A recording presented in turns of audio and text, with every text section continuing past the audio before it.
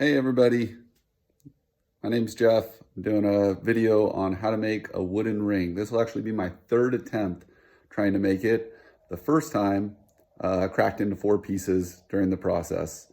The second time, which is this little guy right here, got all the way done, all the way to seal it, and went to put it on this morning, and unfortunately, maybe my finger swelled or something during the night, and this one cracked as well. As you can see, it's pretty thin, but we'll see. I might make the next one a little thicker and try some different techniques. So that's the end product, and this 1x1 or 2x2 actually of teak is what I'll be starting with. All right, so the first thing I'm gonna do is with my drill press here, I put a drill bit that's really sharp. I think this is 3/4. I can't remember the exact size. Yeah, 3/4. And it's a little bit smaller than my finger. So that'll be perfect. Then I can sand down the inside and make it exactly what exactly to fit on my finger. So first thing I'm gonna do is drill out the middle of this. I'm not gonna be too specific with measuring because I'll be able to chop off a lot of the outside after this. So here we go.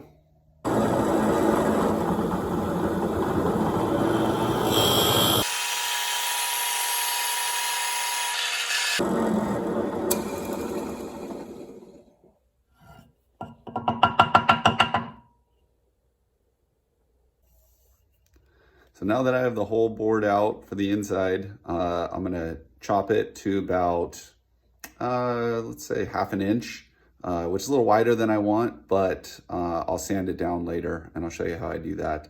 I got all these techniques from different YouTube videos and kind of just compiled them into one. So I'm gonna chop it right now and then you'll see the next product.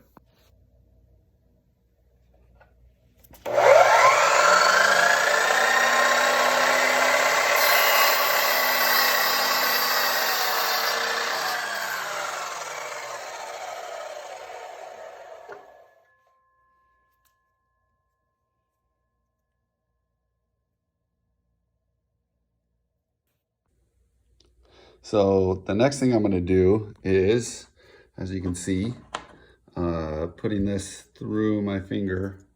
It's still a little tight, so I'm gonna clean out the inside so that it fits my finger better. What I did was I taped on some sandpaper onto a drill bit. I'm gonna put that into my drill and I'll show you how it's done.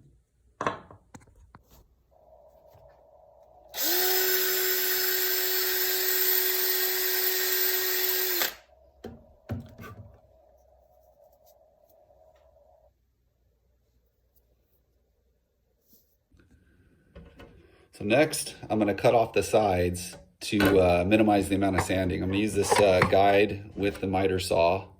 And if you have a bandsaw, that's the best thing to use, but I don't, so I'm gonna use this. And I'm gonna cut it from like a square into about a hexagon. Hexagon, octagon, just a bunch of sides closer so that I don't have to do as much sanding.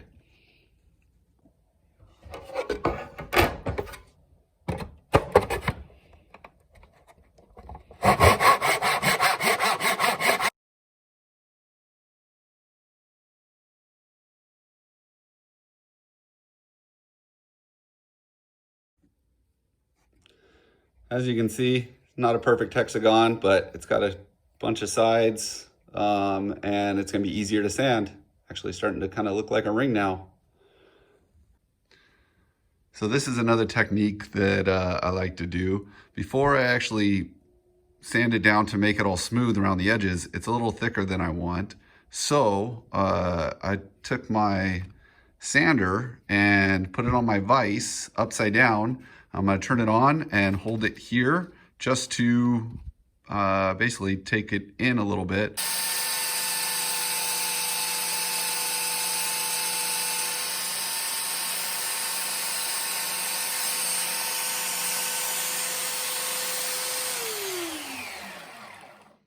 So you can see it's definitely a lot thinner. I did it this way first because the grooves actually make it easier to hold when you're putting it down here as opposed to smoothing them out first. And now we're gonna smooth them out. So the next little technique that I learned is I took some blue tape and wrapped it around a drill bit really fat so that I could put the ring on first and then slide it down and it gets stuck on the blue tape. Now I'll turn on the drill bit and I can just sand down the sides. So first I'm gonna start with some 100 grit sandpaper and then shape it up. And then when I'm ready, I'm gonna start going to the bigger sizes. I go to 150, 220, and then finish it off with a nice 400.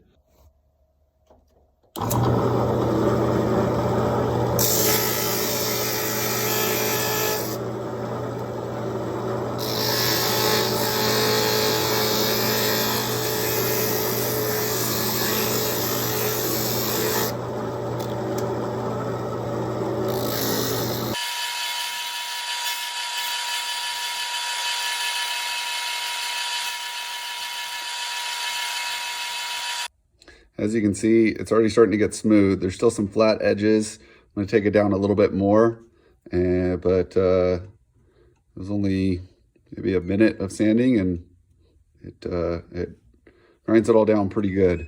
So this is definitely a good technique.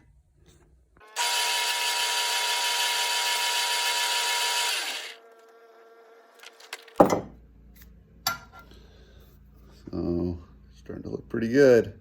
Kind of tapered the edges down a little bit, and now I'm gonna start hitting it with a little finer sandpaper and start smoothing it out a little bit more. And as you can see, it's pretty good. It's a good size, a little thicker than the other one. Hopefully this will won't break as easy as the other one did. So of course, when you try to make a thin wooden ring, sometimes this happens. So looks like I'll be starting over again. Ring attempt number 4. I'll pick back up where I left off. Okay, back to where we left off. Got a new one, a little thicker. So hopefully this one won't break. But back where we left off, don't forget to sand the inside of the ring so it doesn't, irritate your skin. I just started with a 220. I'll roll it up. Roll up the sandpaper just so that it fits right inside the ring. Hold the ring on the outside and then just do some quick turns just to kind of sand the inside all nice and even. So I'll do this with 220 and then I'll do it again with 400 just to really get a nice smooth finish on the inside as well.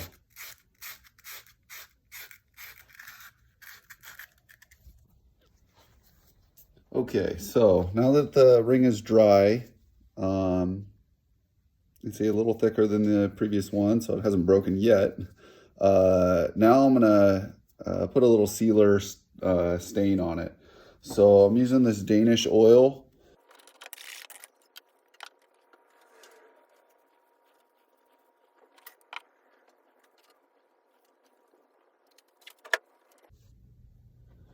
As you can see, finished product.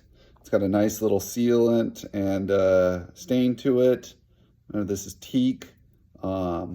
Fits nice and good right on my ring finger.